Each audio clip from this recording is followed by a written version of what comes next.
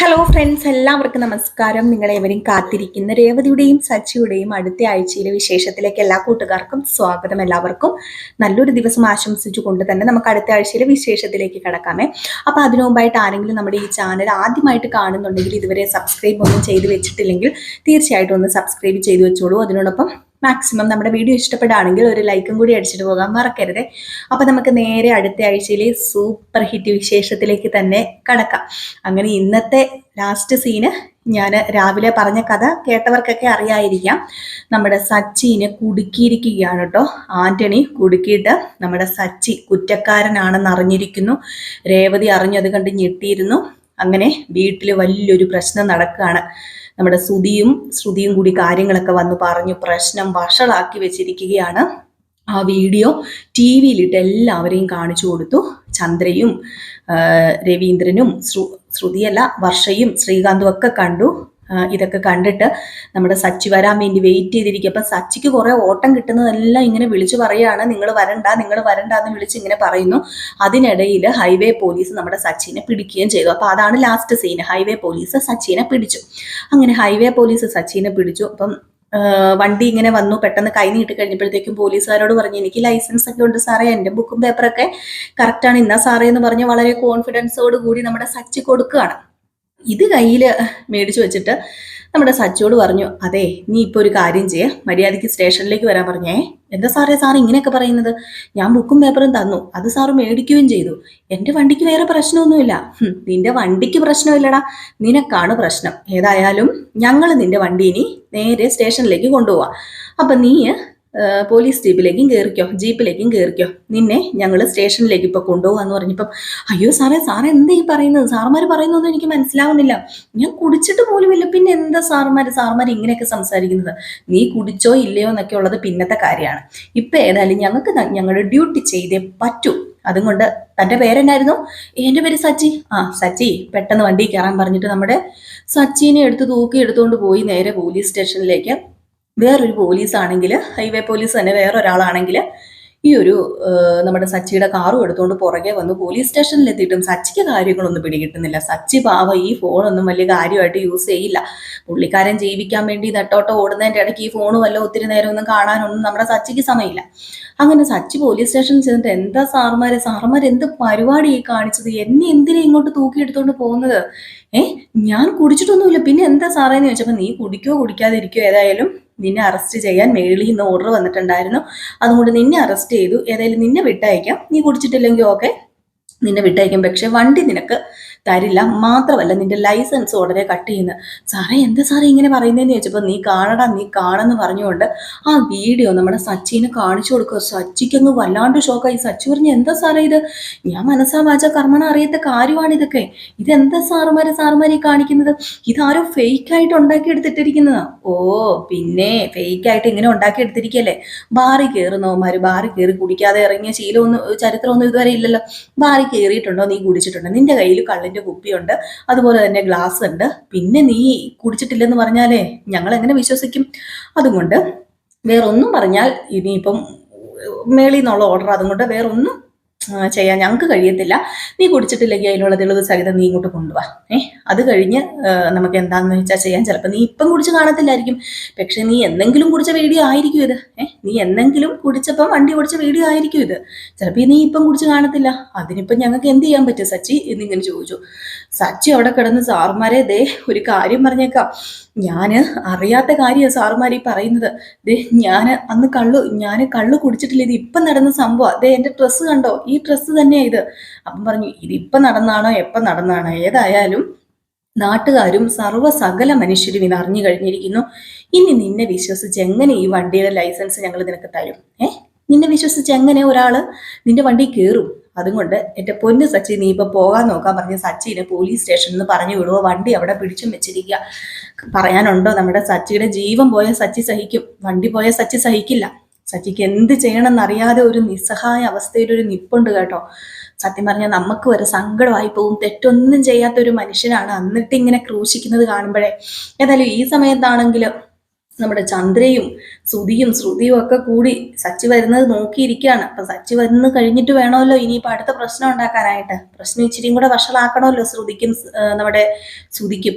അപ്പോഴേക്ക് രവീന്ദ്രനാണെങ്കിൽ ഇങ്ങനെ വല്ലാത്തൊരവസ്ഥയിൽ ഇരിക്കുകയാണ്. രവീന്ദ്രൻ അങ്ങ് വിശ്വസിക്കാൻ പറ്റുന്നില്ല തന്റെ മകൻ ഇങ്ങനെ ചെയ്യുന്ന. പക്ഷേ ഈ വീഡിയോ കണ്ടുകൊണ്ട് വിശ്വസിക്കാതെ ഇരിക്കാനും പറ്റില്ല. അങ്ങനെ നമ്മുടെ രേവതി ആദ്യം കയറി വരികയാണ്. ഇപ്പൊ രേവതി പിടിവിട്ടാ വരുന്നത്. ഇപ്പൊ രേവതി വഴി കൂടെ വരുമ്പോഴൊക്കെ ആൾക്കാരൊക്കെ ചോദിച്ചായിരുന്നേ രേവതിയുടെ ഭർത്താവിനെ കുറിച്ച്. അത് ഞാൻ നിങ്ങളോട് ഇന്നലെ പറഞ്ഞിട്ടുണ്ടായിരുന്നു. രേവതി തിരിച്ചു വരുന്ന വഴിക്ക് ഒത്തിരി അപമാനിതയായിട്ടാണ് വരുന്നത്. അങ്ങനെ കയറി വന്നു. കയറി നമ്മുടെ രേവതി വന്ന ഉടനെ തന്നെ ചന്ദ്ര രേവതിയുടെ മെക്കിട്ട് കയറുകയാണ്. നിനക്കിപ്പോ സമാധാനമായില്ലേടി? നീ എന്താ വിചാരിച്ചത്? നീ വരയ്ക്കുന്നവരെ നിന്റെ ഭർത്താവ് നിൽക്കുമെന്നോ? എടി, ഇതൊരു പെണ്ണിന്റെ കഴിവുകേടാടി. നീ കല്യാണം കഴിഞ്ഞ് നീ അവനെ നേരെയാക്കണമായിരുന്നു. അല്ലാതെ അവനെ വേറെ ഒന്നും പറഞ്ഞിട്ട് കാര്യമില്ല. ഇത് നിന്റെ കഴിവുകേടാന്ന് പറയുമ്പോൾ നമ്മുടെ രേവതി എടുത്ത വായില് പറഞ്ഞു, അതെ അമ്മ എൻ്റെ കഴിവുകേടായിട്ട് പറയുന്നുണ്ടല്ലോ, പക്ഷെ ഇത് അമ്മയുടെ കഴിവുകേടാന്നേ ഞാൻ പറയത്തുള്ളൂ. ഞാനിപ്പോ സച്ചേട്ടനെ കാണാൻ തുടങ്ങിയിട്ട് 1 വർഷമൊക്കെ ആവുന്നല്ലേ ഉള്ളൂ. പക്ഷേ അമ്മയുടെ മോന അമ്മ മറക്കരുത്. എൻ്റെ ഭർത്താവാണെങ്കിൽ ഓക്കെ, അത് ഞാൻ സമ്മതിച്ചു. പക്ഷേ നാട്ടുകാര് ചന്ദ്രയുടെ മോൻ കുടിച്ചിട്ട് നടക്കുമെന്നും കൂടെ പറയും. രേവതിയുടെ ഭർത്താവ് മാത്രമല്ല, ചന്ദ്രമതിയുടെ മകൻ കുടിച്ചിട്ട് നടക്കുകയാണെന്നും കൂടെ പറഞ്ഞാലേ അവിടെ കുറച്ചിൽ ആർക്കും കൂടെയാ, അത് അമ്മയ്ക്കും കൂടെയാ. ആൾക്കാർ പറയും അമ്മ വളർത്തിയ അമ്മ വളർത്തി വഷളാക്കിയിട്ടാന്നേ പറയത്തുള്ളൂ. അങ്ങനെയല്ലേ പറയുന്നത്? ഇതെന്നെ കൊണ്ട് അമ്മ പറയിപ്പിച്ചതല്ലേ എന്ന് നമ്മുടെ രേവതി ചോദിച്ചു കഴിഞ്ഞപ്പോഴത്തേക്കും, ഓഹോ എടി, അവനെ ഞാൻ വളർത്തിയെന്ന് നിന്നോട് ആരാടി പറഞ്ഞത്? അവനെ ഞാനല്ല വളർത്തിയത്. അവനെ വളർത്തി വഷളാക്കിയതേ ഇങ്ങേരുടെ അമ്മയാ. ഞാൻ വളർത്തിയ 2 പിള്ളേർ ദേ നിൽക്കുന്നു. അവന്മാർ രണ്ടും പക്ക ഡീസൻ്റ് അടി. ഒരെണ്ണം പിഴച്ചു പോയി. അത് എൻ്റെ ഭർത്താവിൻ്റെ അമ്മയുടെ ഗുണമാണ് എന്നിങ്ങനെ പറഞ്ഞു. പിന്നെ രേവതി ഒന്നും മിണ്ടിയില്ല കേട്ടോ. രവീന്ദ്രനും അവിടെ ഒന്നും മിണ്ടുന്നില്ല. രവീന്ദ്രനും ഒന്നും മിണ്ടാൻ പറ്റുന്നില്ല. എല്ലാം കേട്ടുകൊണ്ട് നിൽക്കുക എന്നുള്ളതല്ലാതെ ഒന്നും പറ്റുന്നില്ല. അപ്പോഴത്തേക്കുമാണ് നമ്മുടെ ശ്രുതിയുടെ അടുത്ത ചാൻസ്. ശ്രുതി ഇങ്ങ് വന്നിട്ട് പറഞ്ഞു, അതേ രേവതി കഴിഞ്ഞ ദിവസം പറഞ്ഞില്ലായിരുന്നോ, പ്രശ്നം വീട്ടിൽ നടന്നു കഴിഞ്ഞിട്ടുണ്ടെങ്കിൽ അതിലിടപെടാനുള്ള അർഹത സച്ചിയേട്ടനുണ്ടെന്ന്. അതുപോലെ ഈ വീട്ടിലൊരു പ്രശ്നം വരുമ്പം അതിലിടപെടാനുള്ള അർഹത ഞങ്ങൾക്കും ഉണ്ടല്ലോ, ശ്രുതിക്കും ഉണ്ടല്ലോ, എനിക്കും ഉണ്ടല്ലോ. എങ്കിലും ഇത് വലിയ കഷ്ടമായി പോയി രേവതി. എല്ലാം സഹിക്കാം, പക്ഷെ ഇതൊക്കെ എങ്ങനെയാ സഹിക്കുക? മറ്റുള്ളവരുടെ മുമ്പിൽ എങ്ങനെയാ നോക്കുക? ഒരു കുടിയന്റെ ഭാര്യ എന്ന് പറയാൻ എന്ത് നാണക്കേടായിരിക്കും എന്ന് പറഞ്ഞുകൊണ്ട് വീണ്ടും നമ്മുടെ രേവതി ഞങ്ങൾ കളിയാക്കി ആസാക്കി വിടുകയാണ്. ഇത് കേട്ടിട്ട് സഹിക്കുന്നില്ല നമ്മുടെ രേവതിക്കൊന്നും പറയാൻ പറ്റുന്നില്ല. അങ്ങനെ ആകെപ്പാടെ പ്രശ്നം. അപ്പൊ ഇതിനിടയിൽ ചന്ദ്ര രേവതിനെ അത് പറയുന്നു ഇത് പറയുന്നു. അപ്പോഴത്തേക്ക് നമ്മുടെ വർഷ പറയാണ്, എന്തിനാണ് രേവതി ചേച്ചിയുടെ അമ്മ വെറുതെ വഴക്ക് പറയുന്നത്? ആന്റി വെറുതെ വഴക്ക് പറയുന്നത്? രേവതി ചേച്ചി അല്ലല്ലോ കുടിച്ചത്, അങ്ങേരല്ലേ കുടിച്ചത്, സച്ചേട്ടനല്ലേ കുടിച്ചത്. അതിന് സച്ചേട്ടനെ പറഞ്ഞാൽ പോരെ, എന്തിനാണ് വെറുതെ രേവതി ചേച്ചിയുടെ മെക്കിട്ട് കയറുന്നതെന്ന് ചോദിച്ച് നമ്മുടെ വർഷ ന്യായത്തിന്റെ സൈഡ് നിൽക്കുമല്ലോ. വർഷ ചോദിക്കുന്നുണ്ട്. അപ്പൊ നമ്മുടെ ചന്ദ്ര പറയുന്നുണ്ട്, ഇതിനെല്ലാം കാരണം ഇവളാ. അപ്പൊ പറഞ്ഞു, എന്തിനാ വെറുതെ ആന്റി ഇങ്ങനെ രേവതി ചേച്ചിനെ കുറ്റം വെക്കുന്നതെന്ന് ചോദിച്ചില്ല. അതിനു മുമ്പ് വർഷയുടെ അമ്മയെ ഫോൺ വിളിക്കുകയാണ്. വർഷയുടെ അമ്മ ഫോൺ വിളിച്ചിട്ട് വേറൊന്നും അല്ല പറയുന്നത്, ഞാൻ എൻ്റെ മകളെ എന്ത് വിശ്വസിച്ച് അവിടെ നിർത്തും? ചന്ദ്രമതി, എൻ്റെ മകളെ ഞാൻ എന്ത് വിശ്വസിച്ച് അവിടെ നിർത്തും ഒരു കുടിയന്റെ വീട്ടില് എന്നിങ്ങനെ ചോദിക്കുക. അപ്പൊ ചന്ദ്രമതിക്ക് ഇതുകൂടെ കേട്ട് കഴിഞ്ഞപ്പോഴത്തേക്ക് സഹിച്ചില്ല. ചന്ദ്രമതി ആണെങ്കിൽ അങ്ങ് കരയാൻ തുടങ്ങി. അപ്പോഴത്തേക്കും വർഷ ഫോൺ മേടിച്ച് കട്ട് ചെയ്തിട്ട് പറഞ്ഞു, എൻ്റെ അമ്മയല്ലേ അത് പറഞ്ഞത്, ഞാൻ എന്ത് സഹിച്ചു? അമ്മ എന്തിനാ ആന്റി എന്തിനാ ഇത് കേട്ടിട്ട് കരഞ്ഞോണ്ട് നിൽക്കുന്നേ? എൻ്റെ ഗതികേട്, അല്ലാതെ പിന്നെ ഞാൻ എന്താ ചെയ്യുക? ഞാൻ എൻ്റെ വയറ്റിന് ഇടം കൊടുത്ത് പോയല്ലോ, അതുകൊണ്ടല്ലേ എനിക്കിപ്പോ ഇതെല്ലാം കേൾക്കേണ്ടി വന്നതെന്നും പറഞ്ഞു ഭയങ്കര കരച്ചില്. നമ്മുടെ ശ്രുതിക്ക് ഈ കരച്ചിൽ കണ്ടപ്പോ സഹിക്കുന്നില്ല. ശ്രീകാന്ത് വന്നിട്ട്, പോട്ടെ അമ്മേ, സാരമില്ല അമ്മയെന്ന് പറഞ്ഞ് ചന്ദ്രനെ അങ്ങ് സമാധാനിപ്പിക്കുന്നു. ചന്ദ്രയാണെങ്കിൽ അങ്ങ് കരയാണ്. അയ്യോ, ഞാൻ എന്തൊക്കെ അനുഭവിച്ചാലാ ഈശ്വരാ, ഞാനൊരു അമ്മയായി പോയത് കൊണ്ടല്ലേ ഈശ്വരാ എന്നും പറഞ്ഞുകൊണ്ട് കിടന്നു പട്ടി മൂങ്ങുന്നല്ലോ മൂങ്ങും. ഒരൊറ്റ കുത്തു വെച്ച് കൊടുക്കാൻ തോന്നുട്ടോ നമുക്ക്. ഇതിനിടയിൽ നമ്മുടെ സച്ചി കയറി വരികയാണ് കേട്ടോ. സച്ചി എല്ലാം തകർന്നാ കയറി വരുന്നത്. സച്ചി കയറി വരുമ്പോൾ ഈ ഒരു സിറ്റുവേഷനാണ് നമ്മുടെ ചന്ദ്രോദയത്തുള്ളത്. അങ്ങനെ സച്ചി കയറി വന്ന ഉടനെ തന്നെ നമ്മുടെ സുധി, ഓ വന്നല്ലോ, മുഴുകുടിയൻ വന്നല്ലോ എന്ന്. അപ്പൊ സച്ചി പറഞ്ഞു, ആരാടാ മുഴുകുടിയൻ? നീ ആരാ കുടിയൻ? നീ എന്നടാ പറയുന്നതെന്ന് ചോദിച്ചപ്പോ, അയ്യോ കൂടുതൽ എൻ്റെ ഭർത്താവിന്റെ മെക്കിട്ട് കയറുന്നത് തൂത്ത സച്ചിയുടെ വീഡിയോ ഞങ്ങളൊക്കെ കണ്ടു. സച്ചി കുടിക്കുന്ന വീഡിയോ ഞങ്ങൾ മാത്രമല്ല ലോകം മുഴുവൻ കണ്ടു. സച്ചിക്ക് എന്താ ഇനി പറയാനുള്ളത്? എൻ്റെ ഭർത്താവിന്റെ മെക്കിട്ട് കയറാനല്ലാതെ സച്ചിക്ക് വേറെ എന്തെങ്കിലും അറിയാമോ? സച്ചി ആദ്യം നന്നാക്കാൻ നോക്കാം, എന്നിട്ട് മറ്റുള്ളവരുടെ നന്നാക്കിയാൽ മതി എന്നിങ്ങനെ പറയുമ്പോഴത്തേക്കും ശ്രുതിയുടെ നേരെ ചാടി കടിക്കാൻ ചെന്നു സച്ചി പറഞ്ഞു, ആരോടടി നീ മെക്കിട്ട് കയറുന്നതേ? എൻ്റെ കാര്യം നോക്കാൻ വന്നാ ഉണ്ടല്ലോ, ഭർത്താവിനെ മര്യാദയ്ക്ക് നിർത്തിക്കോ, അല്ലെ അവൻ വീണ്ടും പിച്ച തണ്ടാൻ പോകും. ഇത് കേട്ടത് നമ്മുടെ ശ്രുതി പറഞ്ഞു, ഓഹോ, എന്റെ ഭർത്താവ് പിച്ച ചേട്ടന്ന കാര്യം മാത്രം നിങ്ങൾക്ക് പറയാനുള്ളൂ. എന്റെ ഭർത്താവ് എന്ത് തെറ്റാ ചെയ്തതിന്? അത് അങ്ങേരുടെ വ്യക്തിപരമായിട്ട് ബാധിക്കുന്ന കാര്യമാണ്. പക്ഷെ നിങ്ങൾ ചെയ്ത തെറ്റ് ഈ സമൂഹത്തെ മൊത്തം ബാധിക്കുന്ന കാര്യമാണ് എന്ന് പറഞ്ഞപ്പോഴത്തേക്ക് സച്ചു പറഞ്ഞു, എന്റെ പൊന്നച്ഛ, ഇവര് പറയുന്നൊന്നും വിശ്വസിക്കരുത്, ഞാൻ കള്ളു കുടിച്ചിട്ടില്ലെന്ന്. പറഞ്ഞു തീരുന്നില്ല അതിനു മുമ്പ് നമ്മുടെ രവീന്ദ്രൻ കൈയെടുത്തൊരു ഒറ്റ ഓങ്ങാണ് സച്ചിനെ അടിച്ചിലിങ്ങനെ അടിക്കാൻ വന്നു. അടിച്ച പോലെ ആയിപ്പോയി സച്ചിക്ക് അത് മനസ്സിനെ വല്ലാതെ അങ്ങ് സ്പർശിക്കുകയാണ്. അപ്പൊ അച്ഛാ എന്ന് വിളിച്ചു സച്ചി. അച്ഛാന്ന് വിളിച്ചത് വേണ്ട, എടാ നീ ഇനി അങ്ങനെ എന്നെ വിളിച്ചു പോകരുതെന്ന് പറഞ്ഞു. അപ്പോഴത്തേക്ക് പറഞ്ഞു ചന്ദ്ര, നിങ്ങൾ എന്തിനാ കൈ ഓങ്ങിയത്? കൊടുക്കേണ്ടതേ കൊടുക്കണം, അവനിട്ടൊരെണ്ണം കൊടുക്കുക തന്നെ വേണം. കള്ളു കുടിച്ചിട്ട് നാണമില്ലാതെ തെണ്ടി തിരിഞ്ഞ് നടന്ന് മനുഷ്യന് നാണക്കേടുണ്ടാക്കാൻ മാത്രം ജനിച്ച ഒരു ജന്മോ ഇവന്. അപ്പോഴത്തേക്കും സച്ചു പറഞ്ഞു, അച്ഛൻ ഞാൻ കുടിച്ചിട്ടില്ല അച്ഛാ, അച്ഛൻ വിശ്വസിക്കച്ഛാ, ഞാൻ കുടിച്ചിട്ടില്ല അച്ഛാ. അപ്പൊ രേവതി അവിടെ പോയിട്ട്, രേവതി ഞാൻ കുടിച്ചിട്ടില്ല, രേവതി നീ എങ്കിലും വിശ്വസിക്കുക രേവതി എന്ന് പറഞ്ഞു. രേവതി പറഞ്ഞു, ദേ നിങ്ങള് എന്നോട് മിണ്ടരുതെന്ന് പറഞ്ഞു.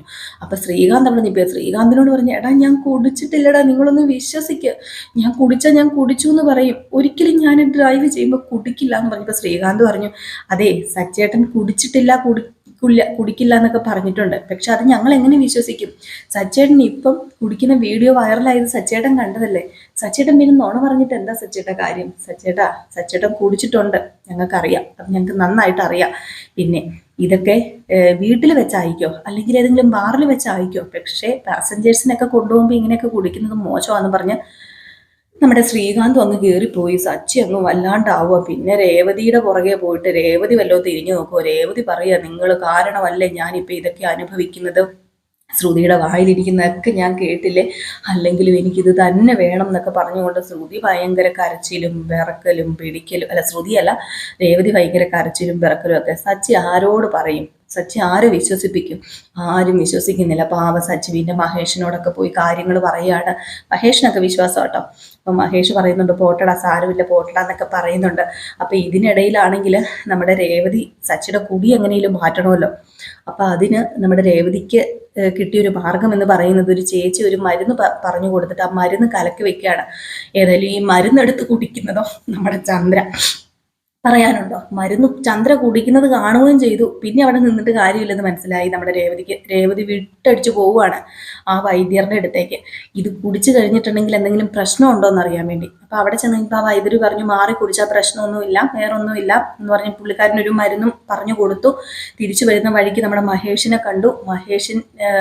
മഹേഷിനോട് രേവതി ഇങ്ങനെ സംസാരിക്കുന്ന ആ ഒരു സീന് കാണിക്കുന്നുണ്ട്. അങ്ങനെ മഹേഷ് പറയുന്നുണ്ട്, ഒരിക്കലും സച്ചി കുടിച്ചിട്ടില്ല, ഞാൻ പറയുന്നത് വിശ്വസിക്ക് പെങ്ങളെ, ഞാൻ അവൻ കുടിച്ചെങ്കിൽ കുടിച്ചെന്നേ പറയൂ, അവൻ കുടിക്കാതെ എന്തിനാ അവനെ ഇങ്ങനെ എല്ലാവരും ഇട്ട് ക്രൂശിക്കുന്നത്? അവൻ അന്ന് അങ്ങനെ ഒരു ബാറിൽ പോയി എന്നുള്ള കാര്യം ശരിയാണ്. നിങ്ങൾക്ക് 500 മാലയുടെ ഓർഡർ തന്നില്ലേ? ആ രാഷ്ട്രീയക്കാരൻ്റെ എന്തോ വണ്ടി എടുത്തു കൊടുക്കാനുള്ള കാര്യത്തിന് പോയതാണ്. അപ്പം ബാറിൽ അവൻ കയറി എന്നുള്ള ശരിയാണ്, പക്ഷെ അവൻ കുടിച്ചിട്ടില്ല. ഇത് വിശ്വസിക്കാൻ പറ്റുമെങ്കിൽ എൻ്റെ പെങ്ങള് വിശ്വസിക്കാൻ പറഞ്ഞു. അപ്പം രേവതി തിരിച്ചു വരുമ്പോഴത്തേക്കും നമ്മുടെ ചന്ദ്രയാണെങ്കിൽ ഒരു അവശ നിലയിലായി കേട്ടോ. മദ്യം കുടിക്കാതിരിക്കാൻ വേണ്ടി കലക്കി വെച്ച മരുന്ന് കുടിച്ചിട്ട് വയറ്റീന്നൊഴിച്ചിലാണോ, വയറുവേദനയാണോ, എരിച്ചിലാണോ, പുകച്ചിലാണോ, ഒന്നും പറയാൻ പറ്റത്തില്ലാത്തൊരവസ്ഥ നമ്മുടെ ചന്ദ്രയ്ക്ക്. അയ്യോ പൊത്തോ വയ്യേ എന്ന് പറഞ്ഞുകൊണ്ട് ചന്ദ്ര ഇങ്ങനെ നടക്കുകയാണ്. അങ്ങനെ ലാസ്റ്റ് നമ്മുടെ ചന്ദ്രയ്ക്ക് അത് കലക്കി കൊടുക്കുന്നു, ഇത് കലക്കി കൊടുക്കുന്നു. രേവതി വന്ന ഉടനെ ഇതെന്താ പറ്റിയതെന്ന് അറിയത്തില്ല. അപ്പോഴത്തേക്ക് രേവതി തന്നെ കാര്യം പറഞ്ഞു, ആൻറ്റി ഇത് ഞാനിങ്ങനെ ഉണ്ടാക്കി വെച്ചൊരു ഇത് കുടിച്ചതാന്ന് പറഞ്ഞു. അപ്പോഴത്തേക്കും ചന്ദ്ര ഇങ്ങോട്ട് എണീറ്റില്ലേ രേവതിനെ തല്ലാനായിട്ട്. അപ്പൊ പെട്ടെന്ന് രവീന്ദ്രൻ പറഞ്ഞു, നീ എന്തിനാ അവളെ തല്ലുന്നത്? അവള് കലക്കി വെച്ച സാധനം നിന്നോട് എടുത്ത് കുടിക്കാൻ ആരാ പറഞ്ഞത്? നീ മാറി കുടിച്ചിട്ടല്ലേ, അത് അവളുടെ പ്രശ്നമല്ലല്ലോ. പിന്നെ ഇവളെന്നെ കൊല്ലാൻ വേണ്ടി ഓരോന്ന് ചെയ്ത് കൂട്ടുന്നതാ, നിങ്ങളും കൂടെ അതിന് കൂട്ടുന്നു എന്ന് പറഞ്ഞുകൊണ്ട് പിന്നെ പ്രശ്നമായി അങ്ങോട്ടേക്ക്. ഏതായാലും ഒരു ദിവസം നമ്മുടെ ചന്ദ്ര അനുഭവിച്ചു കേട്ടോ, വയറ്റീന്നൊഴിച്ചിലും വയറുവേദനയും എരിച്ചിലും പുകച്ചിലും കാരണം ഇരിക്കാനും നിൽക്കാനും പറ്റത്തില്ലാത്തൊരവസ്ഥ. ഏതായാലും ഈ ഒരു സമയത്ത് നമ്മുടെ ചന്ദ്രയ്ക്ക് ഒരു മരുന്നൊക്കെ ഉണ്ടാക്കി കൊടുക്കുന്നുണ്ട് രേവതി. ആദ്യമൊന്നും ചന്ദ്ര കുടിക്കാൻ കൂട്ടാക്കുന്നില്ല, നീ എന്നെ കൊല്ലാൻ വേണ്ടി ഇനി എന്തെങ്കിലും തരുമായിരിക്കും എന്നൊക്കെ പറഞ്ഞു. ലാസ്റ്റ് നമ്മുടെ രേവതി അത് കുടിച്ചു കാണിച്ചപ്പോഴത്തേക്കും ചന്ദ്ര ഞാൻ കുടിക്കാമെന്നും പറഞ്ഞത് കുടിക്കുകയൊക്കെ ചെയ്തു. ഇത് കഴിഞ്ഞ് നമ്മുടെ രേവതിക്ക് സത്യം അറിയണം. അതുകൊണ്ട് രേവതി എന്ത് ചെയ്തു? നേരെ പോവുകയാണ് ബാറിലേക്ക്. ബാറിൽ CCTV ഉണ്ടല്ലോ. അപ്പം അവിടെ ചെന്നിട്ട് നമ്മുടെ രേവതി സത്യം അറിയാൻ വേണ്ടി ആ ഒരു CCTV അവിടുത്തെ ഓണറിനെ കൊണ്ട് പരിശോധിപ്പിച്ചു. അപ്പോഴാണ് നമ്മുടെ ആന്റണി അതിനകത്ത് നിന്ന് സച്ചിയുടെ പിടിക്കുന്ന വീഡിയോ കണ്ടത് CCTV-ക്കകത്ത്. ഏതായാലും നമ്മുടെ രേവതി സഹിക്കുവോ? രേവതി അത് അപ്പം തന്നെ നേരെ പോലീസ് സ്റ്റേഷനിൽ കൊണ്ട് കൊടുക്കുകയാണ്. സച്ചിനെയും കൂട്ടിക്കൊണ്ടാണ് പോകുന്നത്. അങ്ങനെ നമ്മുടെ സച്ചിൻ നിരപരാധിയാണെന്ന് അവിടെ തെളിയുന്നു. പോലീസ് സ്റ്റേഷനിൽ വെച്ച് തന്നെ ആന്റണീനെ കൊണ്ട് പറയിപ്പിക്കുന്ന ആ ഒരു വീഡിയോ എടുക്കുകയാണ്.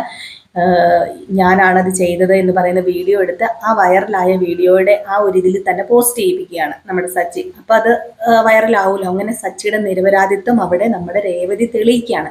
രേവതി ആട്ടോ മുൻകൈ എടുത്തിട്ട് ബാറിൽ പോയി ആ CCTV ദൃശ്യങ്ങളൊക്കെ എടുത്ത് പോലീസ് സ്റ്റേഷനിൽ കൊണ്ട് കൊടുത്ത് സച്ചിനെ വിളിച്ച് സച്ചിക്ക് വണ്ടിയും കിട്ടി. സച്ചി വണ്ടി എടുത്തുകൊണ്ട് ചന്ദ്രോദയത്തേക്ക് ഒരു പോക്ക് പോകുന്നുണ്ട്. അവിടെ ചെന്ന് കഴിയുമ്പോഴത്തേക്ക് ഈ വീഡിയോ ഒക്കെ മൊത്തം ഫ്ലാഷ് ആയി കേട്ടോ. നമ്മുടെ സച്ചി ഒന്നും ചെയ്തിട്ടില്ല, നമ്മുടെ സച്ചിനെ കൊടുക്കാൻ വേണ്ടി ശത്രുക്കൾ ചെയ്ത പണിയാണ് എന്ന് ഇത് ഫ്ലാഷായി. മാത്രമല്ല ആന്റണിയുടെ കർണക്കുറ്റിക്ക് നോക്കി ഒരെണ്ണം പൊട്ടിക്കുകയും ചെയ്തു. ആന്റണീനെ പോലീസ് അറസ്റ്റും ചെയ്തു. ഇതിനിടയിൽ നമ്മുടെ ശരത്ത് ആന്റണീനെ കാണാൻ വന്നു. ശരത്തിനിട്ടും കൊടുത്തു നമ്മുടെ സച്ചി. അടിയൊന്നും കൊടുത്തില്ല. എന്നാലും രേവതിയും സച്ചിയും നല്ലത് പറഞ്ഞു. ശ്രീകാന്തും ആ സമയത്തുണ്ടായിരുന്നു. ശ്രീകാന്ത് നല്ലത് പറഞ്ഞു, നിനക്ക് ഇനിയെങ്കിലും നന്നായിക്കൂടെ, ഇവന്മാരുടെയൊക്കെ കൂടി നീ നശിച്ചു പോകരുതെന്നൊക്കെ പറഞ്ഞു. ഏതായാലും നമ്മുടെ ചന്ദ്രയും ഒക്കെ പ്രതീക്ഷിച്ചിരുന്നു എങ്ങനെയെങ്കിലും രവീന്ദ്രനെ സച്ചിനെയും ഇങ്ങോട്ട് രണ്ടാക്കി കളയാം, നമ്മുടെ സച്ചിയുടെ രവീന്ദ്രനെ തെറ്റിദ്ധരിപ്പിച്ചിട്ടാണെങ്കിലും സച്ചിയോടുള്ള സ്നേഹം അങ്ങോട്ടങ്ങ് ഇല്ലാതാക്കാം, നമ്മുടെ സച്ചിനെ പുറത്തിറക്കി വിടാം, സച്ചി ഇവിടുന്ന് വീട് വിട്ട് പൊക്കോളും എന്നൊക്കെ വിചാരിച്ച ചന്ദ്ര മളങ്ങസ്യാന്നും പറഞ്ഞിരിപ്പുണ്ട്. പിന്നെ ശ്രുതിക്ക് വെട്ടിൻ്റെ പണിയും കിട്ടി. എന്ത് നമ്മുടെ രേവതി നല്ല തക്ക മറുപടി തന്നെ ശ്രുതിയോട് പറഞ്ഞും കൊടുത്തു കേട്ടോ. അങ്ങനെ നമ്മുടെ രേവതി ഭർത്താവിനെ രക്ഷിച്ച നല്ലൊരു ഭാര്യയായിട്ട് അവിടെ നമ്മുടെ രേവതിക്ക് അത്രയും കൂടെ ക്രെഡിറ്റും കൂടെ കിട്ടി. അപ്പൊ ഇതൊക്കെ ഉൾക്കൊള്ളിച്ചുകൊണ്ട് അടിപൊളി വിശേഷമാണ് നമ്മൾ അടുത്ത ആഴ്ച കാണാൻ പോകുന്നത്. അപ്പം മറക്കരുത്. അപ്പം നാളെ മുതലുള്ള വിശേഷം ഞാൻ ഇതിൽ ഇട്ടിട്ടുണ്ട് കേട്ടോ. അപ്പൊ ആദ്യം പറഞ്ഞ ഭാഗമൊക്കെ നാളെ കാണിക്കുമായിരിക്കുവേ. അപ്പൊ എല്ലാവരും കാത്തിരിക്കുക. അടിപൊളി വിശേഷങ്ങളാണ് ഇനി അങ്ങോട്ടേക്ക് നമ്മൾ കാണാൻ പോകുന്നത്. ശ്രുതിയുടെ കള്ളത്തരങ്ങൾ എല്ലാം വെളിയിൽ കൊണ്ടുവരാൻ ഇനി ഒത്തിരി നാളുകളൊന്നും ഇല്ല. ഏതായാലും ശ്രുതിയുടെ കള്ളത്തരങ്ങൾ നമ്മുടെ രേവതിയും സച്ചിയും തന്നെയാണ് ആദ്യം കൈയോടുകൂടി പിടിക്കുന്നത്. ഏതായാലും അതിനെക്കുറിച്ചൊക്കെ നമുക്കറിയാം. കാത്തിരുന്ന് തന്നെ കാണുക. അപ്പം എല്ലാവർക്കും ടാറ്റ ബൈ ബൈ. ഒരു ലൈക്ക് അടിച്ചിട്ട് പോകാൻ മറക്കരുതേ.